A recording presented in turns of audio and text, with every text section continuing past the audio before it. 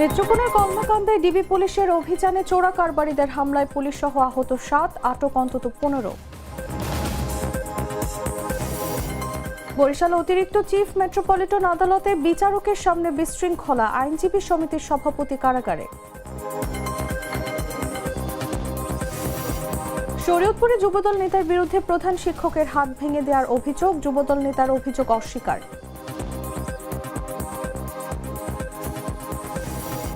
আদালতে নেওয়ার পথে নাটোর জেলা যুবলীগ সভাপতির জয় বাংলা স্লোগান।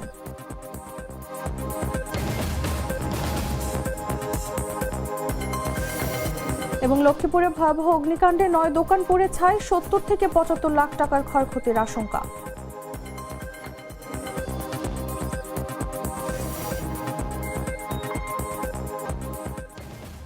এতক্ষণ শুনছিলেন সংবাদ শিরোনাম। দর্শক, আমন্ত্রণ দেশ জুড়ে সংবাদে, সাথে আছি আমি তাসলিমা তিথি।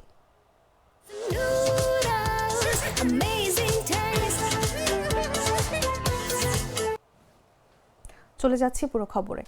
নেত্রকোনার কলমাকান্দা উপজেলার রংছাতি ইউনিয়নে 13তোপা গ্রামে শারফুল ইসলামের বাড়িতে চোরাই ভারতীয় গরু চোরা চালানো, অর্থ লেনদেনের অভিযোগে অভিযান চালাতে গিয়ে মঙ্গলবার সন্ধ্যায় 6 ডিবি পুলিশ সহ 7 জনের ওপর হামলার ঘটনা ঘটেছে। এরপর সাঁড়াশি অভিযানে ঘটনাস্থল থেকে 15 জনকে আটক করেছে পুলিশ। অভিযানে নগদ প্রায় 46.5 লাখ টাকা, 5টি ভারতীয় গরু, ভারতীয় মদ, ইয়াবা ও একটি মোটরসাইকেল জব্দ করা হয়। পুলিশ জানায়, মঙ্গলবার সন্ধ্যার দিকে চোরাইভাবে ভারতীয় গরু চোরাচালান এবং মোটা অঙ্কের টাকা লেনদেনের প্রস্তুতি চলছিল। এমন তথ্যের ভিত্তিতে নেত্রকোনা জেলা ডিবি পুলিশের একটি দল রংছাতি ইউনিয়নের 13তোফা গ্রামের মোহাম্মদ শারফুল ইসলামের বাড়িতে অভিযান চালায়। এই ঘটনায় ঘটনাস্থল থেকে 15 জনকে আটক করা হয়েছে।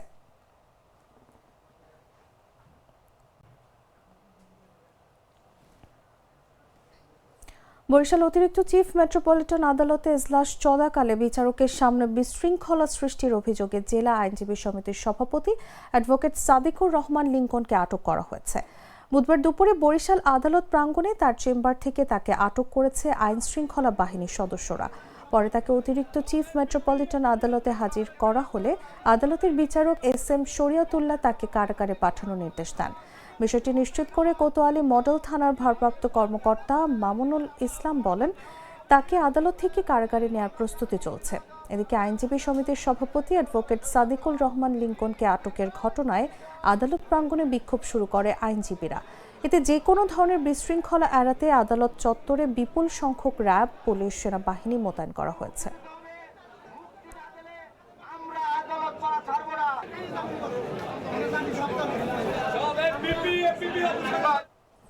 এদিকে লক্ষ্মীপুর জেলা আইনজীবী সমিতির বার্ষিক নির্বাচনের সভাপতি ও সাধারণ সম্পাদক সহ 6টি পদে জয় পেয়েছে বিএনপি।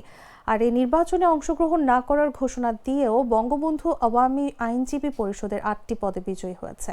তবে সভাপতি ও সাধারণ সম্পাদক পদে তাদের কোনো প্রার্থী ছিল না। অন্যদিকে জামায়াত সমর্থিত একজনও বিজয়ী হননি।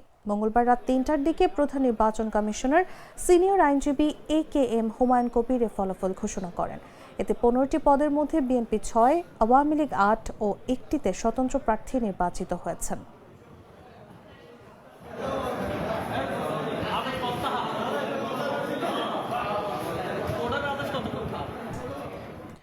শরীয়তপুরের নড়িয়ার বিঝারি উপসী তারাপ্রসন্ন উচ্চ বিদ্যালয়ের প্রধান শিক্ষক নুরুল আমিন রতনের উপর হামলার অভিযোগ উঠেছে।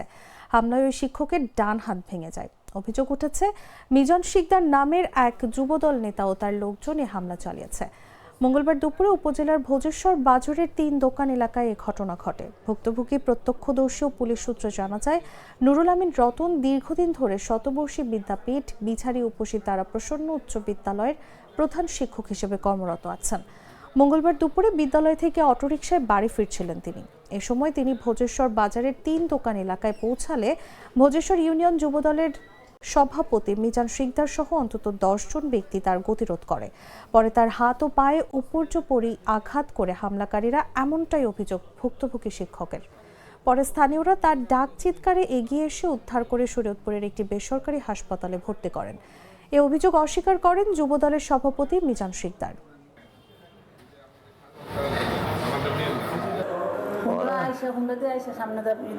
দুই দিক থেকে, সামনে থেকে পেছন থেকে গাড়ি থামায়।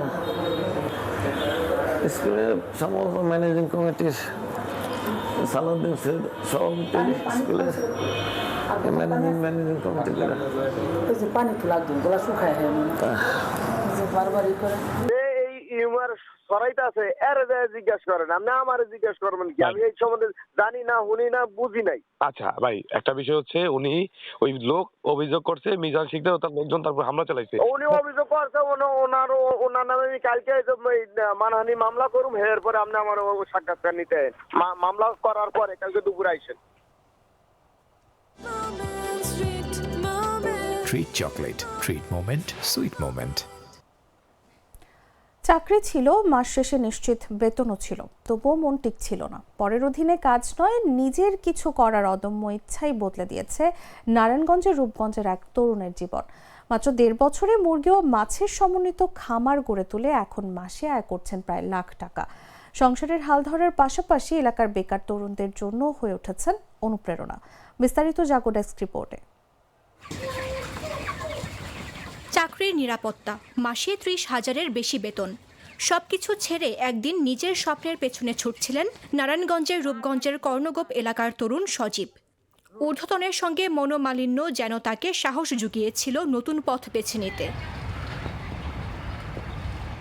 নিজেদের পুকুরে মাছ চাষ দিয়ে শুরু, তারপর প্রাকৃতিক খাদ্যের ভাবনা থেকে মুরগির খামার।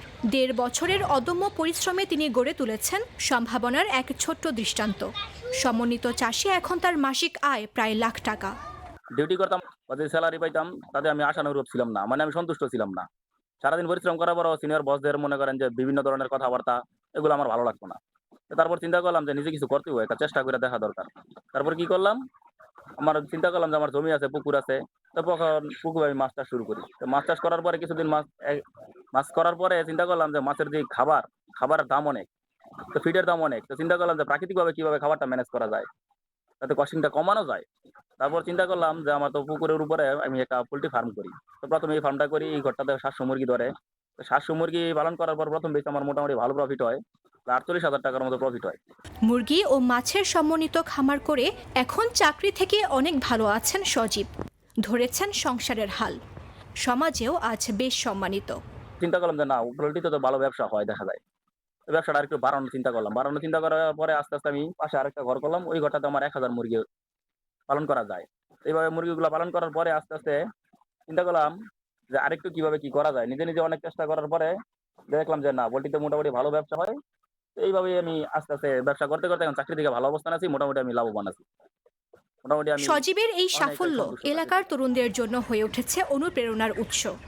তার কাছ থেকে পরামর্শ নিয়ে অনেকেই এখন মাছ ও মুরগি চাষে আগ্রহী হচ্ছেন। তাদের দুইটা একটা খামার করলো, মুরগির খামার করলো, করার পরে সাথে খামারের আদার দিয়ে মুরগি পানিতে ঢালো, নিচে মাছও করলো, পুষ্কুনির খামার দেওয়া মুরগি পোল্ট্রি মুরগির খামার আদারও চললো। এইভাবেই করে আছে, আল্লাহ দিলে এখন অনেক সুস্থ আছে, খুব ভালো। আর দেখে আরো অনেকে খামার করার পদ্ধতি নিতেছে। এই ধরনের ফার্ম বেকার যুবকদের কর্মসংস্থান তৈরিতে ব্যাপক সাড়া জাগাবে উল্লেখ করে উপজেলার প্রাণী সম্পদ কর্মকর্তা বলেন, প্রয়োজনীয় প্রশিক্ষণ ও দপ্তরের সব সুযোগ সুবিধার আওতায় আনা হবে সজীবের খামারকে। জনশ্রুতিতে শুনেছি কর্ণগোপ এলাকার জনাব সজীব, উনি খামারি হিসাবে বেশ প্রমিনেন্ট। উনি এক সময় গার্মেন্টসে চাকরি করতেন, এখন খামারে এসেছেন। খামার পর্যায়ে উনি উত্তরোত্তর সফলতা লাভ করতেছেন। পুকুরের মধ্যে ওনার শেড আছে, মুরগির 2টি শেড আছে। একটি শেড থেকে আস্তে আস্তে বেড়ে ওনার 2টি শেড হয়েছে। মুরগি পালন করে উনি লাভবান হচ্ছেন এবং নিয়মিত যদি প্রশিক্ষণ পায়, উপজেলা প্রাণী সম্পদ দপ্তরের সাথে যদি যোগাযোগ থাকে, নিয়মিত ভ্যাকসিন, সরকারি যে সাপোর্ট গুলো আমরা দিয়ে থাকি খামারিদের, এই সাপোর্ট পেলে আমি আশা করি উনি ভবিষ্যতে আরো ভালো করবেন। সজীবের প্রবল ইচ্ছাশক্তি ও কঠোর পরিশ্রম সফলতা বয়ে এনেছে। বেকারদের চাকরির পেছনে না ছুটে সজীবের মতো কর্মসংস্থান নিজে তৈরিতে এগিয়ে আসা উচিত বলেও মনে করেন এই কর্মকর্তা। মামদুহা রাইসা, জাগো নিউজ। নাটোর জেলা যুবদলের ভারপ্রাপ্ত সভাপতি বাসিরুর রহমান খান চৌধুরী এহিয়াকে নাটোর আদালতে নেয়ার পথে জয় বাংলা স্লোগান দিতে দেখা গেছে। বুধবার দুপুর 2টার দিকে নাটোর থানা থেকে আদালতে নেওয়া হলে আদালতে ঢোকানোর আগে জয় বাংলা স্লোগানের পাশাপাশি শেখ হাসিনা প্রধানমন্ত্রী হিসেবে ফিরবেন বলে স্লোগান দেন তিনি। এর আগে মঙ্গলবার সন্ধ্যায় রাজধানী ঢাকার মিরপুর থেকে তাকে আটক করে র্যাব। রাতেই তাকে ঢাকা থেকে নাটোরে নিয়ে আসা হয়। নাটোর সদর থানার ওসি শফিকুল ইসলাম বলেন, এহিয়া চৌধুরীর বিরুদ্ধে শহরের কানাইখালীর ছাত্রদল নেতা সুজন হত্যা সহ ডজন খানেক মামলা রয়েছে। এসব মামলায় গ্রেফতার দেখিয়ে তাকে বুধবার নাটোর আদালতে নেওয়া হয়। প্রত্যক্ষদর্শীরা জানান, আদালতে নেওয়ার পথে প্রিজন ভ্যান থেকে নামানো ও তোলার সময় স্লোগানগুলো দেন তিনি।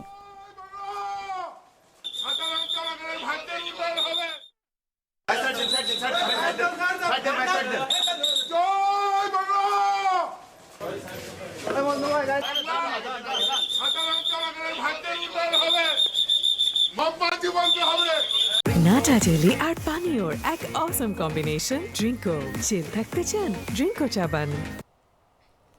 লক্ষ্মীপুরের কামারহাট বাজারে অগ্নিকাণ্ডে জ্বালানি তেল ও গ্যাস সিলিন্ডারের দোকান সহ 9টি ব্যবসা প্রতিষ্ঠান পুড়ে ছাই হয়ে গেছে। মঙ্গলবার রাত 8:30টার দিকে সদর উপজেলার চন্দ্রগঞ্জ ইউনিয়নে ঘটনা ঘটে। প্রাথমিকভাবে প্রায় 70 থেকে 75 লাখ টাকার ক্ষয়ক্ষতির আশঙ্কা করা হচ্ছে। ফায়ার সার্ভিস সূত্রে জানা যায়, একটি দোকানে গ্যাসের চুলা মেরামতের সময় সিলিন্ডার বিস্ফোরণ হয়ে আগুনের সূত্রপাত হয়। পরে তা দ্রুত আশপাশের দোকানে ছড়িয়ে পড়ে। খবর পেয়ে লক্ষ্মীপুর ফায়ার সার্ভিস ও সিভিল ডিফেন্সের 2টি ইউনিট ঘটনাস্থলে পৌঁছে প্রায় 45 মিনিট চেষ্টা চালিয়ে আগুন নিয়ন্ত্রণে আনে। স্টেশন অফিসার রণজিৎ কুমার সাহা জানান, 9টি দোকান সম্পূর্ণ পুড়ে গেছে। আগুনের সুনির্দিষ্ট কারণ তদন্ত শেষে জানা যাবে। ঘটনাস্থল দূরে হওয়ায় পৌঁছাতে কিছুটা সময় লেগেছে বলেও জানান তিনি। স্থানীয়দের ভাষ্য, বাজারের আলিফ এন্টারপ্রাইজ থেকে আগুনের সূত্রপাত হয়, যেখানে গ্যাস সিলিন্ডার, অকটেন ও ডিজেল সহ জ্বালানি তেল মজুদ ছিল। সিলিন্ডার বিস্ফোরণের কারণেই আগুন দ্রুত ছড়িয়ে পড়ে বলে ধারণা করা হচ্ছে। এসএম মেহেদি হাসান জানান, অগ্নিকাণ্ডে হতাহতের খবর পাওয়া যায়নি, তবে আগুন নিয়ন্ত্রণে কাজ করতে গিয়ে ফায়ার সার্ভিসের এক সদস্য আহত হয়েছেন। ক্ষতিগ্রস্ত ব্যবসায়ীদের সহায়তার নির্দেশনা দেওয়া হয়েছে।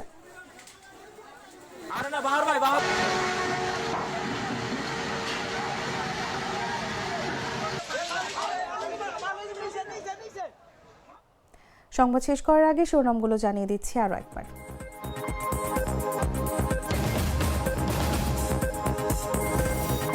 নেত্রকোনার কলমাকান্দায় ডিবি পুলিশের অভিযানে চোরা কারবারিদের হামলায় পুলিশ সহ আহত 7, আটক অন্তত 15। বরিশাল অতিরিক্ত চিফ মেট্রোপলিটন আদালতে বিচারকের সামনে বিশৃঙ্খলা, আইনজীবী সমিতির সভাপতি কারাগারে। শরীয়তপুরে যুবদল নেতার বিরুদ্ধে প্রধান শিক্ষকের হাত ভেঙে দেওয়ার অভিযোগ, যুবদল নেতার অভিযোগ অস্বীকার।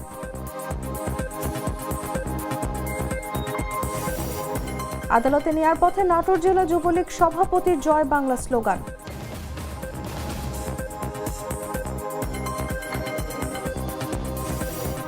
এবং লক্ষ্মীপুরে ভয়াবহ অগ্নিকাণ্ডে 9 দোকান পুড়ে ছাই, 70 থেকে 75 লাখ টাকার ক্ষয়ক্ষতির আশঙ্কা।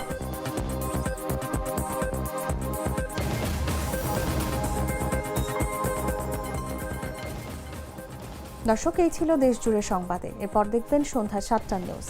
প্রতি মুহূর্তে সর্বশেষ খবর জানতে ভিজিট করুন jagunews24.com। ফলো করুন আমাদের ভেরিফাইড ফেসবুক পেজ এবং সাবস্ক্রাইব করুন জাগো নিউজের ইউটিউব চ্যানেল। ধন্যবাদ সবাইকে।